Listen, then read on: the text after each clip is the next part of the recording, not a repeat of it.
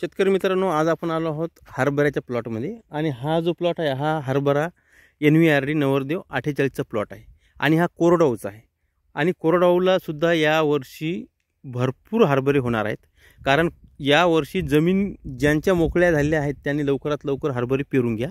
कारण कोरडवाहूचे सुद्धा हरभऱ्याला भरपूर पाणी मिळणार आहे. कारण नोव्हेंबरमध्ये पण पाणी भरपूर आहे, डिसेंबरमध्ये आहे आणि थोडंफार जानेवारीमध्ये आहे.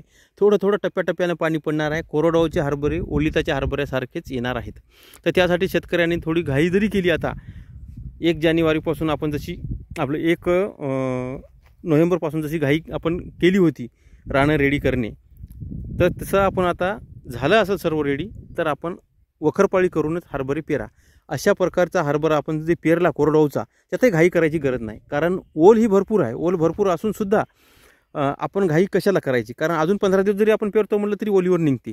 तर याच्यामध्ये सोयाबीनचे जे झाडं निघालेले आहेत बघू शकता आपण अशा प्रकारे, तर हे मोठे होतात. कारण हे जे पेरणी यंत्र आहे, या पेरणी यंत्राच्या पाठीमागे एक पट्टी असते जिला पास असते. ती पास काय करते, ही माती ओढून घेते आणि हरभरा अशा प्रकारे उघडा पडत नाही. हा उघडा पडलेला हरभरा बघा अशा प्रकारे इथं कोमं काढलेली आहेत. परंतु हा उघडा पडल्यामुळं आणि कडक ऊन तापायलं, आपण बघू शकता ऊन पण कडक आहे सध्याच्या काळात आणि जमीन पण सुकलेली आहे. तर याच्यामध्ये असे कोमं आहेत, हे सुकून जातात आणि सुकल्यानंतर त्याच्यापासून आपल्याला उत्पादन मिळणार नाही. कारण ते सुकल्यानंतर त्यापासून फायदा काहीच होणार नाही. बी आपल्या पडलेलं नुकसान होते आणि अशा झाडांना पुन्हा निंदनाचा खर्च, ज्याला आपण निंदन ज्याला खुरपणी म्हणतो, त्याचा खर्च वाढतो. त्यासाठी अशी घाई करू नका जास्त. तुम्ही हरभरे पेरा, कोरडवाहूवाल्यांनी पण पेरा. कारण कोरडवाहूमध्ये सुद्धा यावर्षी ओलितवाल्यांसारखेच आपल्याला उत्पादन मिळणार आहे. परंतु हे जे सोयाबीनचे झाडं जे निघलेले आहे, याला एकतर वखरपाळी करा ट्रॅक्टरने, बैलचोडीने, किंवा पेरणी यंत्राच्या पाठीमागे जी पास आहे असलेच पेरणी यंत्र तुम्ही वापरा. किंवा अशा प्रकारचे पेरणी यंत्र वापरू नका की ज्यामुळं आता इथं हा पेरलेला प्लॉट दिसत आहे, अशा पेरणी यंत्राच्या पाठीमागं पास नसल्यामुळं सोयाबीनचे झाडं आपल्याला पावसामुळे जे निघालेले आहेत, तर ते पडलेले दाणे, गवत वगैरे, तर ते पूर्ण असं पाशीने असं आडवं पडलं पाहिजे, त्याच्या मुळ्यातून तुटलं पाहिजे, उघडं पडलं पाहिजे आणि उलटं पडून ते उन्हामुळे सुकलं पाहिजे. तर अशी पेरणी यंत्र वापरा ज्याला पास आहे. त्यामुळं आपल्याला एक वेळेचा निंदनाचा खर्च, खुरपणीचा वाचेल आणि आपल्या इथं जे पीक निघल त्या पिकामध्ये आपल्याला सोयाबीनचे झाडं, गवत वगैरे दिसणार नाही आणि आपलं पीक डोलदार दिसेल आणि आपले खर्चसुद्धा आपल्याला निंदनाचा वाचून जाईल. तर अशा प्रकारे पेरणी यंत्र वापरा. आणि कोरडवाहू शेतकऱ्यांनासुद्धा ओलितासारखं उत्पादन यावर्षी काय येणार आहे, त्याचं कारण म्हणजे जमिनीमध्ये ओल भरपूर आहे आणि पाऊस अजून भरपूर येणार आहे.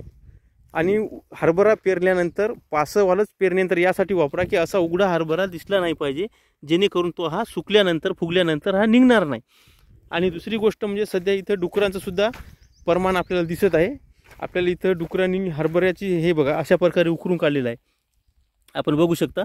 तर हरभरा डुकरं असा उकरून फेकतात, तर त्यासाठी आपल्याला हरभरा खोल पेरायचा आणि याच्यावर मातीसुद्धा आली पाहिजे. तर अशा प्रकारे आपण घेऊ शकता. तर हा हरभरा जो आहे हा आहे NVRD नवरदेव 48 URV प्रक्रियायुक्त आहे. त्यासाठी याला फक्त साप पावडर आपण लावू शकता, सोबत लांबडा 5 मिली 5 ग्राम किंवा 2.5 मिली 2.5 ग्राम अशा प्रकारे. आणि जे अंतर आहे कोरडवाहूचं हे 1.5 फूट घ्या, URV प्रक्रिया असली तरीसुद्धा आणि आपली व्हरायटी असली तरीसुद्धा. कारण कोरडवाहूमध्ये 1.5 फूटच अंतर पाहिजे. आणि ओलीत असेल क्षेत्र तर आपल्या हरभरा ओलित क्षेत्रामध्ये URV प्रक्रियायुक्त असला तरीसुद्धा आपण 2.5, 2, 3, 4, 5 पर्यंत घेऊ शकतो. परंतु 2.5 ते 3 फुटावर आम्हाला भरपूर उतारे आलेले आहेत आणि थोडी मध्यम हलकी जमीन असेल तर 2 फुटावर अशा प्रकारे आपण हरभरा घेऊ शकता. आणि एकदम हलकी जमीन असेल तर 1.5 फुटाने घेऊ शकता. तर आपल्या URV प्रक्रियायुक्त हरभरा NVRD नवरदेव 48ला पेरणीला सुरुवात करायची आहे. परंतु त्यासाठी आपल्याला 8 दिवस टाईम आहे. कारण आपल्या जमिनीमध्ये ओलावा भरपूर आहे, वखरपाळी चालत नाही आणि झाडं अशी सोयाबीनचे, गवताची निघालेली आहेत, त्याला वखरपाळी करावं लागते. तोपर्यंत हरभरा पेरायचा नाही, जेणेकरून आपल्याला कुठल्याही प्रकारचं निंदनाचा खर्च वगैरे वाचल्या जाईल. तर अशा प्रकारे व्यवस्थापन आपल्याला करायचं आहे.